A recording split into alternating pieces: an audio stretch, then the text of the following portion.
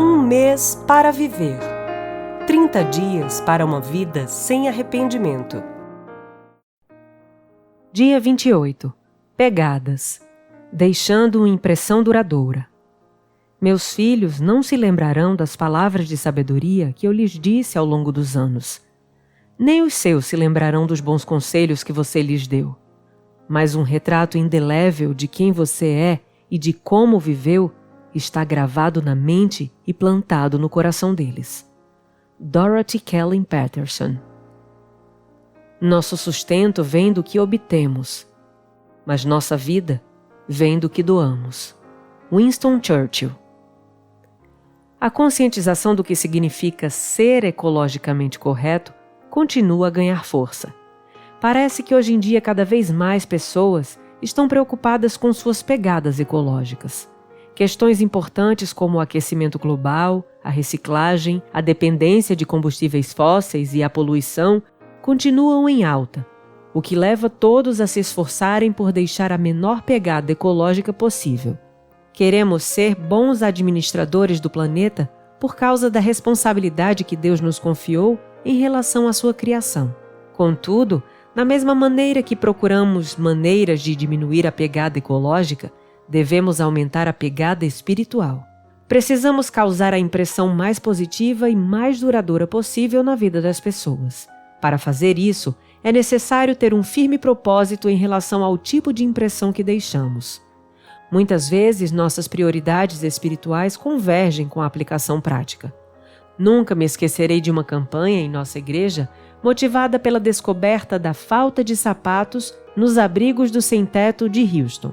Muitas pessoas contribuíam com cobertores e comida, mas poucas perceberam a grande necessidade que os sem-teto tinham de sapatos quentes e em bom estado. Assim, no final de um culto, compartilhei minha visão de que poderíamos fazer uma enorme diferença em apenas um único final de semana. Pedi a todos que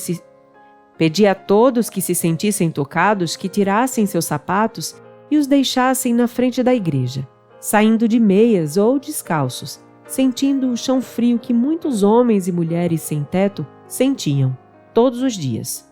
A igreja respondeu ao desafio de maneira impressionante. Recolhemos 4.500 pares naquele dia e resolvemos o problema de sapatos em Houston, fazendo o estoque para vários meses. Esse é o tipo de impacto que podemos provocar a cada dia. Não é preciso tornar-se missionário internacional, ser milionário, nem pedir demissão do emprego.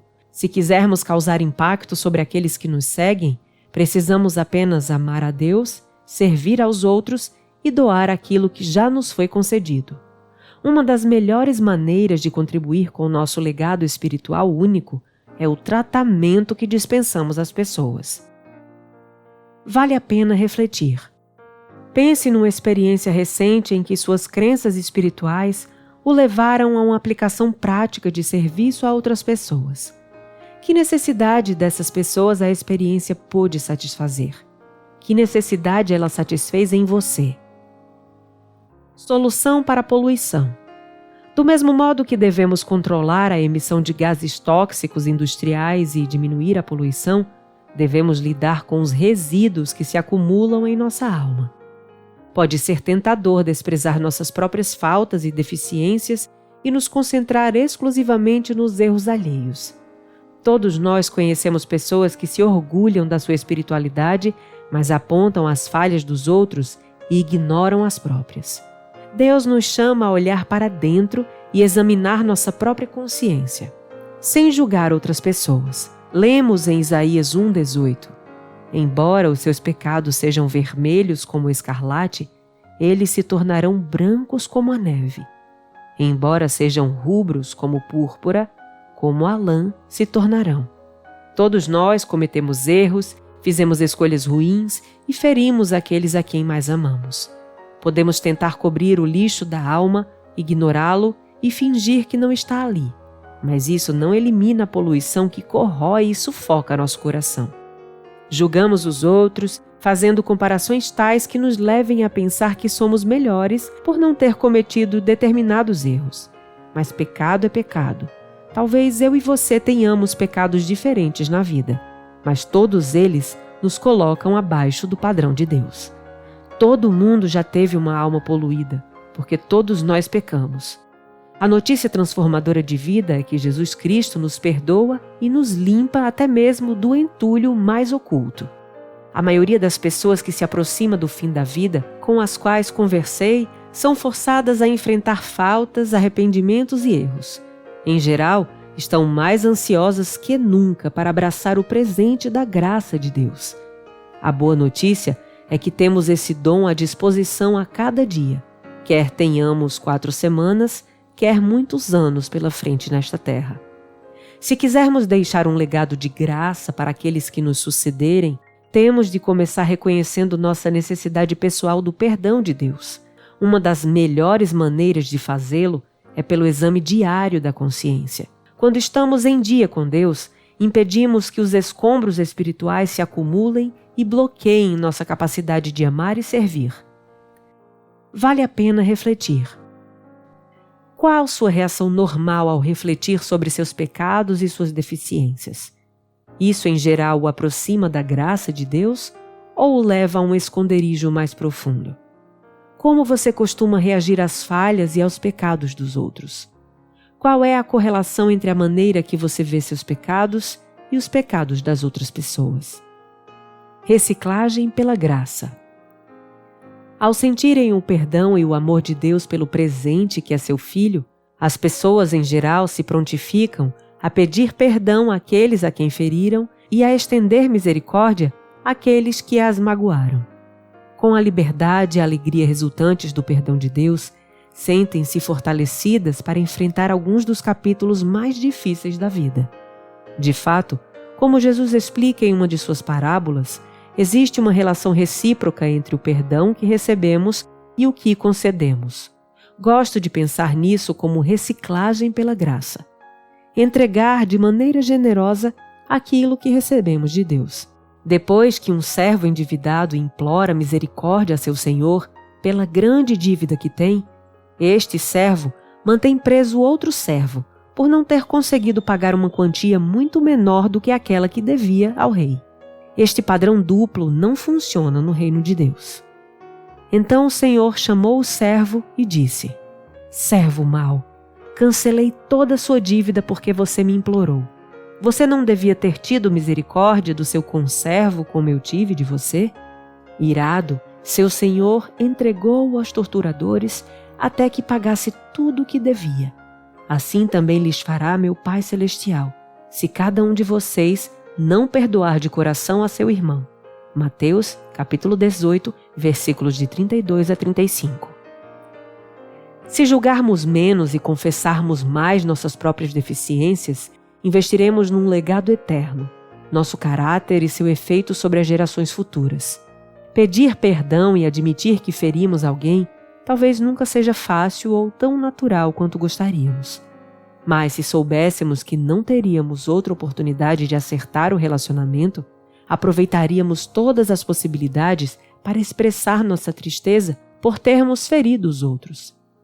Em Provérbios 28:13, aprendemos que quem esconde os seus pecados não prospera, mas quem os confessa e os abandona encontra misericórdia. O ato de abrir o coração pode restaurar o nível de paz que o orgulho, a ira e a pretensão roubaram de nós. É muito comum tentarmos fazer acertos com os outros sem de fato aceitar e sentir o poder da graça em nossa vida. Achamos que precisamos esforçar-nos muito para fazer ajustes com as pessoas que ofendemos e permanecemos calados em relação àqueles que nos feriram, fingindo que nada aconteceu. Mas quando encontramos o poder radical da graça de Deus, Ele literalmente transforma nossa vida. Deus os ama como você é, mas Ele o ama demais para deixar que continue como está. O texto de Filipenses 2:13 coloca a questão da seguinte maneira: porque Deus está operando em vocês, ajudando-os a desejar obedecer-lhe e depois ajudando-os a fazer aquilo que Ele quer. Nosso Pai nos capacita a viver uma vida transformada quando admitimos nossos erros e as consequências deles. A Bíblia diz que Deus dá graça ao humilde, mas se opõe ao orgulhoso, em Provérbios 3:34. Desse modo, quando nos humilhamos e dizemos: Deus, preciso que o Senhor me dê poder para mudar. Preciso de poder para amar. Preciso que o Senhor me dê força para fazer as coisas que o Senhor quer que eu faça. Ele nos enche com seu poder e sua força. Cristo nos encontra em meio à nossa vida confusa, mas Ele não diz: Ei, primeiro mude sua atitude e depois vou pensar em amar você. Não. A Bíblia diz que enquanto eu ainda era pecador, Cristo desceu, segurou-me em suas mãos e me perdoou. Quando ainda estava na pré-escola, um de meus filhos sofreu um acidente na frente de vários adultos amigos meus. Quando percebeu o que havia acontecido, ficou muito envergonhado. Ele olhou para cima e disse: Me pega no colo. Como respondi? Por acaso disse: De jeito nenhum. Droga, vá se limpar e depois eu pego você no colo. É claro que não. Peguei-o e o segurei bem junto de mim porque ele é meu filho e eu o amo sem restrições. A graça me aceita como eu estou, mas a graça também me dá o poder de mudar. O texto de Tito, capítulo 2, versículos 11 e 12 diz: Porque a graça de Deus se manifestou salvadora a todos os homens.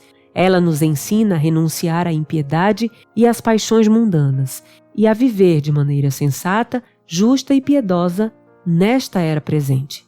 Quando estamos na atmosfera da graça de Deus e nos sentimos totalmente aceitos, clamamos por mudança. Queremos conhecer a Deus e ser mais semelhantes a Ele. Se tivesse apenas um mês para viver, certamente você iria querer mudar algumas coisas na vida. O problema é que nenhuma mudança duradoura pode ser realizada a não ser que sejamos transformados e energizados pela derradeira fonte de poder, a graça de Deus. Não podemos esperar sair bem da vida sem ela.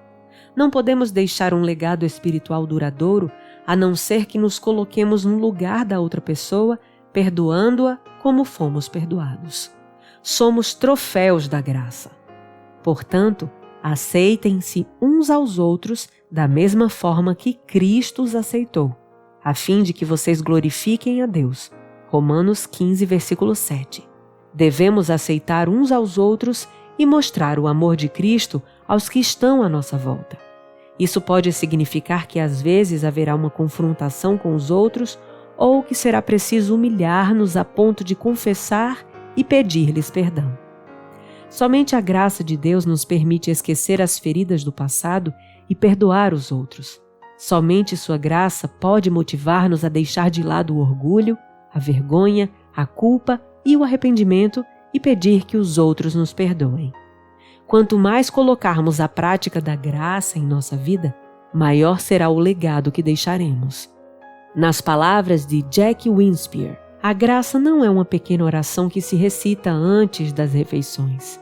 É uma maneira de viver. Para a vida toda. 1. Pense numa pessoa querida que já faleceu. Como você descreveria o legado espiritual que essa pessoa deixou? O que gostaria de imitar em relação ao legado de caráter dessa pessoa? O que evitaria?